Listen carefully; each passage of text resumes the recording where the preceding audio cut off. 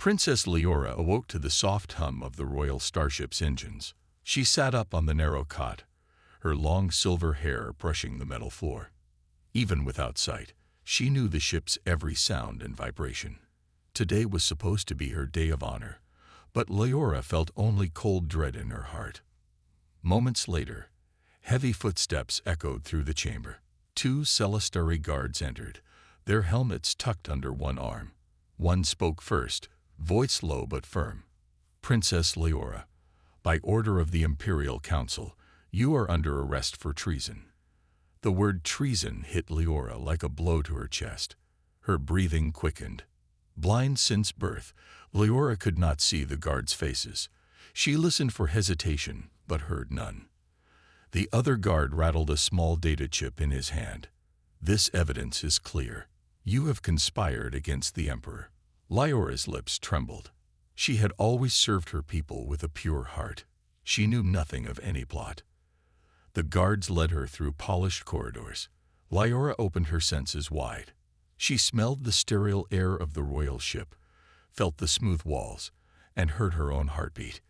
Each step took her farther from her home, farther from the truth she believed in. At the airlock, a third figure stepped forward. He sounded polite yet distant. "Your Highness, I am Minister Verrill. I regret that we must do this." He tapped the data chip against his palm. "You will be taken to exile. You will lose your titles and your freedom. The council finds no mercy." Leora held back a sob. "Minister Verrill, this cannot be right," she said, voice firm though shaking. "Name the crime. I demand a chance to defend myself."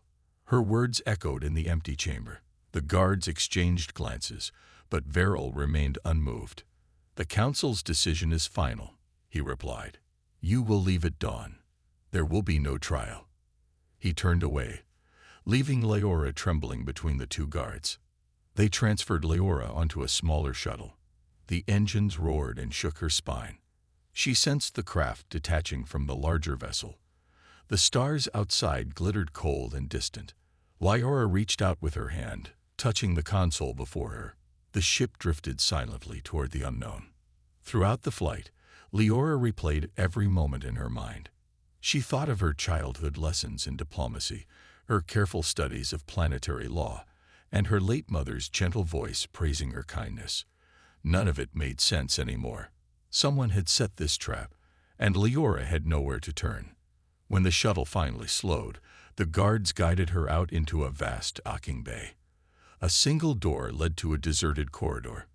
Beyond that lay a hangar with only one exit, a long ramp that pointed down into darkness. Leora breathed deeply. Even in exile, she would not surrender. Her senses sharpened. She felt the cool metal under her boots. She heard the distant hiss of atmosphere control. She smelled the faint tang of fuel. With each step down the ramp, she gathered her courage. Leora did not know where she was going, but she knew she would survive. Blind but unbroken, she pressed forward into the dawn of her new life. Leora's small shuttle shuddered violently as it plunged through Earth's atmosphere. Sirens wailed in her ears, drowned only by the roaring heat outside the hull. Blind but resolute, she felt every jolt, every shift of metal. Then came a sudden silence, an abrupt stop that threw her forward and pinned her against the console. Her breath caught, and her fingers searched blindly for a handhold. When she finally forced the canopy open, fresh air rushed in, carrying the scent of pine and damp earth. She stepped onto uneven ground, heart pounding with equal parts fear and relief. Tall trees loomed on all sides, their trunks rough against her palms. Leora brushed aside damp ferns and listened to the drip of water from leaf to leaf. The sky above was hidden, but she sensed the faint glow of stars through gaps overhead. She knelt to touch the mossy carpet underfoot, cool, soft, and alive. Every sense stirred. The distant call of an owl, the rustle of small creatures in the brush, the bitter tang of moss on her tongue. Even blind, she knew she had entered a world both beautiful and wild. Moving slowly, Leora explored her surroundings. She traced the shuttle's skid marks to a broken wing of her craft. Metal lay twisted, wires sparking faintly. She picked up a jagged piece of aluminum, turning it carefully in her hands. It was sharp but could be useful, perhaps to cut through vines or shape a shelter. As she worked, a low growl trembled through the trees. She froze, every muscle taut. The sound faded into the undergrowth, but it reminded her that this planet held dangers she could neither see nor predict. By late afternoon, Leora gathered fallen branches and broad leaves to build a simple lean-to against the shuttle's corpse. She stripped fabric from a seat cushion to use as bedding, shaking it free of debris. Then she struck 2 stones together until sparks caught a smear of fuel on her fingers, kindling a small fire. The flame crackled, its warmth a comfort in the gathering twilight. She sat close, listening to the fire hiss and the forest exhale around her. Though her surroundings were alien, her mind found a rhythm in the work of survival. When night fell, the forest became a symphony of sound. Insects chirped in rhythmic pulses, frogs croaked by a hidden stream, and distant wings brushed the sky. Leora closed her eyes and breathed deeply. Fear still lingered, but so did wonder. This world was dark and unknown, but it was also alive, and she was alive within it. Tomorrow, she would follow the sounds of distant water or the faint hum of a road.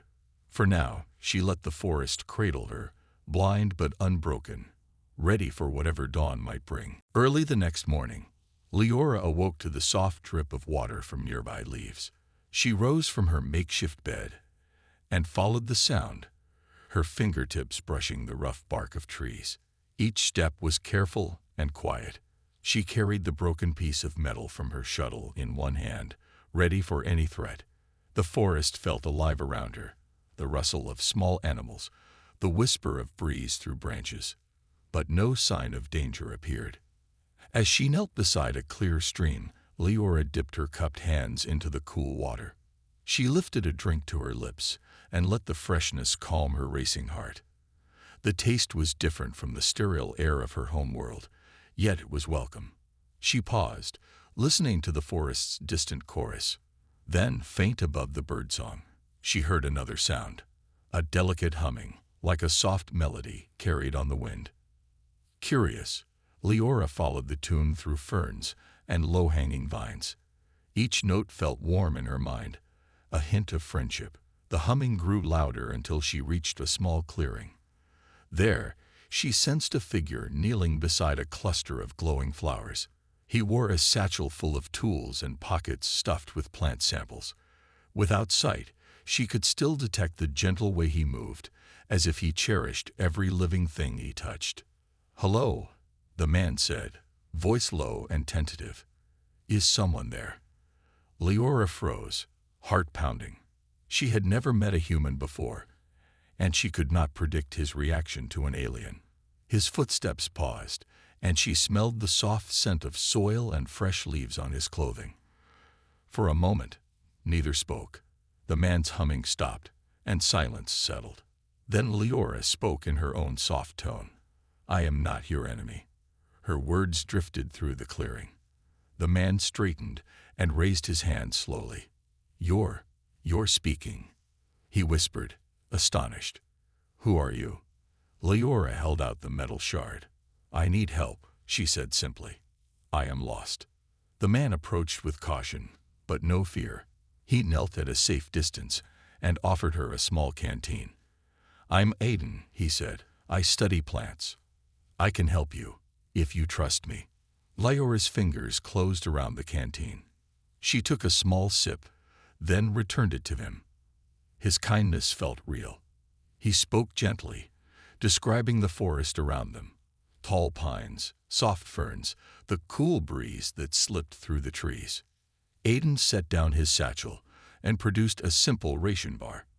"Eat this," he said. "You look hungry." Leora hesitated, then bit into the bar. She tasted nuts and seeds, flavors strange but nourishing. As she ate, Aiden explained in clear, patient words how to follow a nearby path that led to a small town. Though she could not see the trail, his directions painted a map in her mind. By the time the sun climbed high overhead, Leora felt a fragile hope. She had come to Earth a fugitive, alone in a wild world. Now she had found someone who offered help without judgment. As they prepared to move together, Leora realized that this chance meeting could change everything. In the stranger's calm voice and gentle actions, she sensed a promise. She need not face the unknown alone. Leora moved carefully beside Aiden as they left the forest path and entered a small rural road. She steadied herself by brushing fingertips along the rough bark of trees that lined the way. Aiden guided her with clear, gentle directions. In 10 steps, you'll feel a wooden fence. Then turn right toward the gravel drive, he said. Leora nodded, trusting his words to paint a picture in her mind. Soon they reached a modest farmhouse with a greenhouse at its side. Leora paused at the greenhouse door, catching the sweet scent of blooming flowers. Aiden opened the latch and ushered her inside. Rows of potted plants, tall sunflowers, delicate orchids, and small herb bushes filled the warm, humid air. She ran her fingers along the leaves, marveling at their smooth surfaces and fine veins. Each new texture felt like a secret waiting to be uncovered. I grow these plants for research, Aiden explained as he led her between the benches. Some of them are rare. I collect seeds from all over the world. Leora inhaled the mix of scents, fresh soil, flowering petals, and damp earth. She sensed the life pulsing in the room. They are beautiful, she said softly. Her voice echoed in the glass enclosure. Aiden smiled. They helped me feel connected to the wider world. He guided her to a wooden bench and helped her sit. Then he brought her a bowl of fresh fruit, soft berries, and slices of sweet melon. Leora tasted each piece, her senses alive with new flavors. She felt a stirring of hope that she had not known since leaving her ship. As they ate, Aiden pointed out different plants and described their colors and shapes. This one is bright red, he said, brushing his finger gently against a rose petal. This leaf is smooth and shiny, dark green. Leora closed her eyes and listened, imagining each bloom. She allowed herself to smile at the vivid scenes he painted in her mind. But a tension lingered in her heart. She remembered Minister Verrill's cruel words. No trial, no mercy. Aiden, she said in a low voice, why are you helping me? You don't even know who I am. His breath caught, and he chose his words with care. Because I believe every life matters, he said. And because your voice, it moved me. I trust you. Leora felt emotion well up inside her. Gratitude, relief, and something new. Friendship. She reached out and touched Aiden's hand. His skin was warm and rough, as real as anything she had ever felt. In that moment, the barrier between alien princess and human botanist felt less important. They were two souls sharing a quiet space, learning what it meant to care for one another. Outside the greenhouse, the sun dipped low, casting long shadows through the glass. Leora listened to the hum of insects and the soft creak of the wooden frame. Here, between two worlds, she found a small island of safety and understanding. And though her journey was far from over, she no longer walked it alone. By dawn, rumors had trickled into town. A strange blind woman in the greenhouse. Leora stirred awake on a pile of soft cushions beneath the glass roof. She smelled fresh bread and heard the low murmur of voices outside. Aiden stood at the door, concern in his voice. They're asking questions, he said quietly. Some in town think you're dangerous. Leora's heart tightened. She rose and smoothed her simple tunic. Though she could not see the anxious faces, she sensed worry in Aiden's tone. What do they want? She asked, voice steady. He paused. Militia. They plan to bring you in for public safety. She pressed her fingers to the wooden bench, steadying herself. We cannot let that happen, she said. Even blind, she felt the weight of the world pressing down. Aiden guided her away from the brightest benches. He led her to a small side door that opened into a storage shed. The air smelled of earth and clay pots. Inside the shed, Leora knelt beside a stack of burlap sacks. She ran her hands over the rough fabric, feeling for a hidden exit. In one corner, she discovered a narrow hatch. The metal was cool under her touch. "A tunnel," she said softly. Aiden nodded. "It leads under the greenhouse to the fields." They crept through the low passage, the earth damp around their knees. Above them, the greenhouse glass seemed miles away. Lyora's other senses sharpened. The distant clank of metal boots, the faint hum of a truck engine. They emerged into a field of tall wheat. Golden stalks brushed Lyora's arms as she followed Aiden toward the old farmhouse. Behind them, the greenhouse door burst open. Shouts rang out. Lyora and Aiden quickened their pace. She clutched the metal shard in her hand, prepared to defend them both. But Aiden stopped at the farmhouse porch and held up a hand. "Stay calm," he whispered. "They won't find us here." Inside, he led her to a hidden cellar beneath loose floorboards. The air was cool and smelled of wood. Lyora lowered herself onto a wooden crate. She listened to the men above, their boots stomping and voices harsh with authority. Through a crack in the floor, she heard the militia leader demand entry. Aiden placed a gentle hand on her shoulder. "They'll leave soon," he promised. As the minutes stretched, Lyora's mind raced. She thought of her home world, where loyalty and honor guided leaders. Here, fear drove people to suspicion. Her chest tightened, but she forced calm. She focused on Aiden's steady breath and the hum of the wheat field beyond. Finally, footsteps receded. The militia muttered in frustration and clattered away across the porch. Lyora exhaled, relief flooding her senses. Aiden helped her to her feet. "They'll come back," he warned. "We must plan." Lyora nodded. Blind but determined, she felt a new fire in her heart. Danger pressed close, but she would not cower. With Aiden's help, she would face whatever threats this world sent her way, and prove that courage, not sight, guided her true vision. That night, a pale moon rose over the farmhouse. Lyora and Aiden slipped out of the hidden cellar and climbed the creaky stairs to the attic. The roof had one small window, through which silver light poured. Dust motes danced in the beam. Lyora felt the smooth wood beneath her bare feet and heard the hush of night outside. Aiden settled onto an old rug and patted the space beside him. He carried a small data pad from Lyora's ship, its surface still intact. "I found this when we escaped," he said. "It has recordings of your home world." He pressed a button, and soft celestary music filled the attic. The melody was gentle and haunting. Lyora's heart fluttered. Though she could not see the stars, she felt them in every note. Aiden tapped the pad again and brought up a text file. "These are your poems," he said. He read the first lines aloud. "Though darkness veils my eyes, my spirit sees the light inside." Lyora closed her eyes and let his voice carry her back to her palace halls. She remembered how her mother taught her to speak in rhythm, how each word held power. She reached for Aiden's hand. "Will you read more?" she asked softly. His fingers brushed hers. "With pleasure," he replied. He read each poem slowly. Lyora felt the weight and meaning of every syllable. In the moonlit attic, words became images in her mind. She imagined silver towers, crystal gardens, and skies filled with twin suns. Aiden paused at the end of each stanza, giving her time to breathe and to feel. When he finished, Lyora spoke. "I want to share my world with you."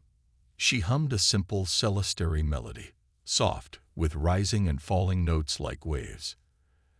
Aiden listened, enraptured. Then he began to whistle back a human tune, warm and bright, like a summer breeze. Their melodies entwined in the quiet room. Though Lyora could not see Aiden's face, she sensed his smile in his tone. Her blind world felt suddenly full of color. The deep blue of his song, the golden warmth of his voice, the silver glow of moonlight. She rested her head on his shoulder and closed her eyes, letting the music guide her. A sudden creak from below reminded them of their fragile safety. Aiden slipped his arm around Lyora's shoulders. "We should head back," he whispered. Lyora nodded, though she wished to hold that moment forever. They tiptoed down the stairs, the datapad tucked under Aiden's arm. Outside, the wheat field whispered in the breeze. Lyora pressed her hand to Aiden's back, feeling the rise and fall of his breath. In that gentle rhythm, she found comfort and trust. As they reached the cellar door, Lyora paused and turned toward Aiden. "Thank you," she said, voice full of emotion. "For reading my poems. For staying here." He squeezed her hand. "You are not alone," he replied. "Never." In the soft glow of moonlight and under the canopy of stars, Lyora realized that love could illuminate the darkest places. Blind but guided by her heart, she felt hope bloom anew. Before dawn, a low roar echoed across the wheat fields. Lyora stirred in the hidden cellar as Aiden pressed a finger to his lips. Through the small window near the ceiling, he sensed dark shapes moving beyond the farmhouse. Nobody spoke. Each heartbeat seemed loud in the still air. Moments later, heavy footsteps thundered on the porch. Lyora's breath caught. She stood and reached for the cooling metal shard in her pocket. Aiden guided her behind a stack of barrels. They listened as the cellar door shuddered under the weight of someone pushing. The hinges groaned and then clattered as the door was yanked open. Lyora tensed, prepared to strike. But instead of militia, a deep, clipped voice spoke. "Princess Lyora Celestari, come forward." The voice carried authority, crisp and unyielding. Lyora realized these were not local men but trained soldiers. Aiden's grip tightened on her arm. "They found us," he whispered. "They're not here to harm you. Yet." Slowly, Lyora stepped out, lifting her chin even though she could not see. Two armored Celestari troopers entered, their guns raised but not aimed. A third figure followed, a tall officer whose cloak bore the imperial crest. His voice softened when he spoke. "Princess, I am Commander Varric. I did not wish to force you out of hiding, but duty demands it." Lyora's pulse raced. "Why have you come, Commander?" she asked, voice steady though her heart pounded. Varric paused, as if choosing his words. "The Council sent us to retrieve you, to bring you home. The truth of your innocence has come to light. We must leave now before more harm comes to this Earth settlement you favor." Aiden stepped forward, concern etched in his tone. "Will she be safe? The Council still believes." Commander Varric held up a hand. "Your evidence freed her from accusations. The real traitor has been found. No further charges remain." He looked directly at Lyora. "Your people await your return. Your presence can heal many wounds." Though relieved, Lyora felt torn. Her world had betrayed her, yet she owed it her loyalty and grace. She felt Aiden's hand brush her back, his warmth a steady anchor. "Commander, may I have a moment?" she asked softly. Varric inclined his head. Outside, the other troopers kept watch, their boots echoing on wooden floorboards. Aiden moved beside Lyora, voice hushed. "You can go back," he said gently. "Your people need you. I will understand." Lyora closed her eyes, imagining the cool corridors of her palace and her mother's gentle smile. But she also felt the hum of Earth's air in her lungs and the memory of Aiden's kindness in every breath. Her heart pounded with a new resolve. "I will return," she said firmly, "but not as before. I will go back to bring peace between our worlds. And then I will choose my own path." Varric stepped closer. "By order of the Emperor, you may choose. We await your decision." Lyora took a steadying breath and turned to Aiden. "Will you help me build that bridge?" she asked. Though blind, she trusted she could see his answer in his tone. Aiden's voice wavered with hope and pride. "Always." Commander Varric inclined his head once more. "Then let us depart." Outside, the sunrise ignited the sky. In that golden light, Lyora felt both the pull of duty and the promise of something new. Guided by her heart and surrounded by allies, she walked forward into the dawn, ready to unite two worlds and write her own destiny. Leora and Aiden slipped into the old observatory just as the first light of dawn touched the horizon. The building's glass dome was cracked and dusty, but inside stood a great telescope pointed toward the sky. Leora reached out to the metal railing beside it, feeling the cool, curved support. Somewhere above, the stars waited to be found. Aiden closed the heavy door behind them. He pressed his back against it and held out his hand to Leora. "Stay close," he whispered. But Leora walked forward, guided by memory and determination. She ran her fingers along the telescope's base, sensing its weight and shape. "I want to see the sky as you see it," she said softly. Before Aiden could answer, the observatory lights snapped on. Celestari troopers filled the doorway, their blasters raised and their armor gleaming in the harsh light. Leora froze, her heart pounding. She heard their measured footsteps echo on the metal floor. "Princess Leora," a firm voice called. Commander Varric's tone was urgent. "Step away from the device." Leora turned slowly, her silver hair brushing her shoulders. She stood barefoot on the cold floor, her simple tunic rustling. "Why have you come?" she asked, voice steady despite the fear in her chest. The troopers advanced in a tight formation. One of them, the same who had led her from exile, stepped forward. "By order of the Emperor, you must come with us," he said. "Return to the capital for your safety." Aiden slipped beside Leora, placing himself between her and the troopers. "She will go with you," he said, voice calm but firm, "but only when she chooses to go." His words echoed across the observatory. Leora felt a surge of gratitude. Aiden's warm presence steadied her trembling shoulders. She turned toward the assembled soldiers. "I do not fear you," she said, "but I will not leave until the truth is spoken." The lead trooper hesitated. His blaster wavered. The others looked uncertain, their helmets tilted as if questioning orders. Commander Varric frowned. "Princess, this is not rebellion," he said. "Follow us peacefully." Leora took a step forward. "I have never asked for power," she declared.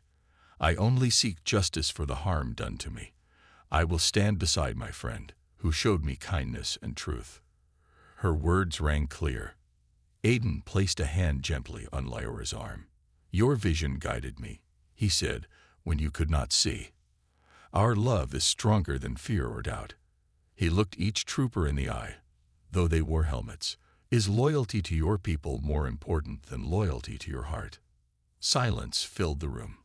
Even Varric looked uncertain. The troopers exchanged glances, their weapons lowering by inches. Leora closed her eyes and breathed deeply. In that quiet moment, she felt light and dark meet inside her, fear melting into hope. Commander Varric ran a hand through his hair. At last he nodded. "We will wait," he said. "Stand down." The troopers relaxed, allowing Aiden and Leora space by the telescope. Leora placed her hand on Aiden's. She felt his steady pulse. Together, they turned toward the open dome and the sky beyond. In that instant, love and truth held stronger sway than any command, and for the first time, Leora saw clearly with the eyes of her heart.